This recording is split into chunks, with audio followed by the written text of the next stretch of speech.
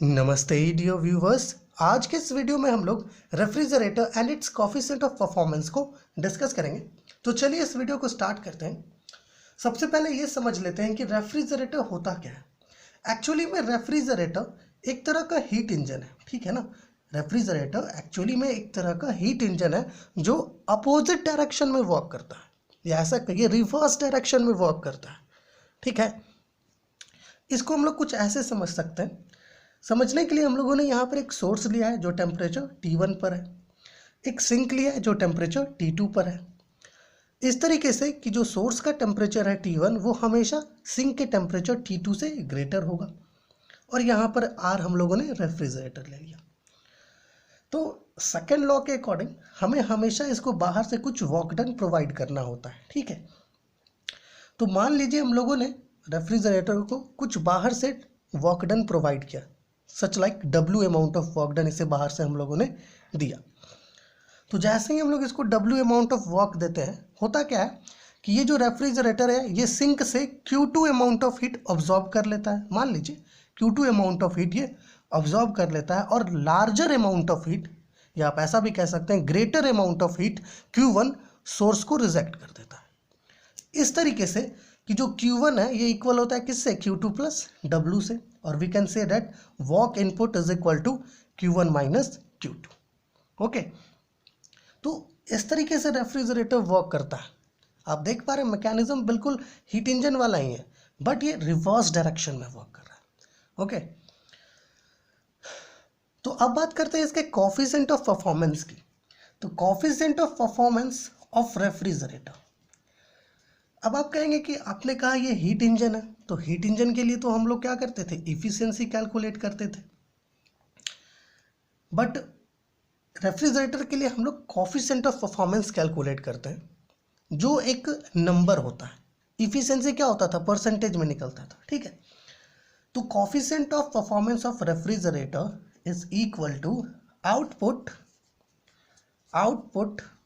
Bye input, ठीक है। ये रेशियो होता है आउटपुट टू द इनपुट का रेशियो होता है।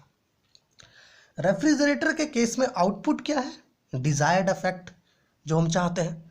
आप फ्रिज में जो मटेरियल्स रखते हैं, क्यों रखते हैं, क्योंकि आप उसको ठंडा कर सके, इसलिए रखते हैं। तो वो आपका डिजायर्ड इफेक्ट है ना। तो ये क्या होगा, डिजायर्ड इफेक्ट बाय इनपुट, ठीक है। तो इस केस में पहले समझ ये लेते हैं कि भाई डिजायर्ड इफेक्ट क्या है रेफ्रिजरेटर के केस में।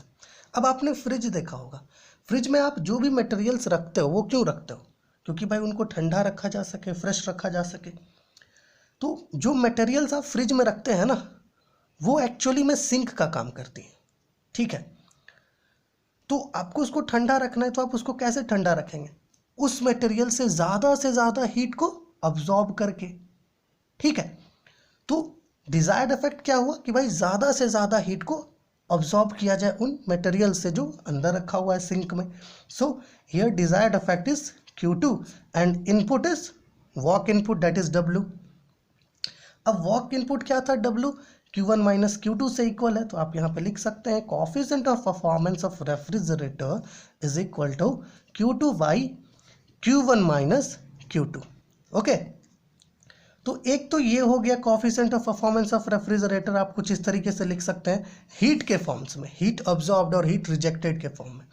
एक और तरीके से आप इसको लिख सकते हैं, that is coefficient of performance of refrigerator is equal to T2 by T1, sorry यहाँ 1 होगा, T1 माइनस T2। कुछ इस फॉर्म में, मतलब जो टेम्परेचर है सोर्स और सिंक का, इस फॉर्म में भी आप इसको लिख सकते हो।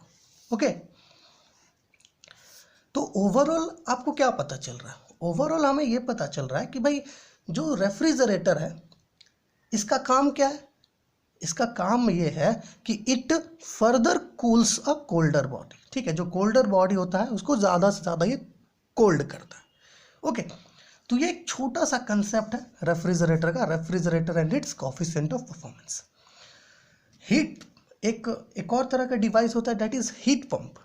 हीट पंप क्या करता है, वो किसी भी हॉटर बॉडी को ज़्यादा से ज़्यादा हॉट करने का कोशिश करता है, ठीक है। तो हीट पंप और रेफ्रिजरेटर इन दोनों को हम लोगों ने कंपेयर किया एक वीडियो में। उस वीडियो का लिंक है नीचे डिस्क्रिप्शन में, आप जा करके देख सकते हैं वहाँ से। और हम लोगों ने एक न्यूमेरिकल प्रॉब्लम भी रेफ्रिजरेटर से रिलेटेड सॉल्व किया है, तो आप उसको भी देख सकते हैं, नीचे डिस्क्रिप्शन में लिंक दिया हुआ है। ओके, तो चलिए आपसे नेक्स्ट वीडियो में मिलते हैं। तो कुछ इस तरीके से हम लोगों ने कोएफिशिएंट ऑफ परफॉर्मेंस को देखा और रेफ्रिजरेटर को देखा। ठीक है, चलिए आपसे नेक्स्ट वीडियो में मिलते हैं।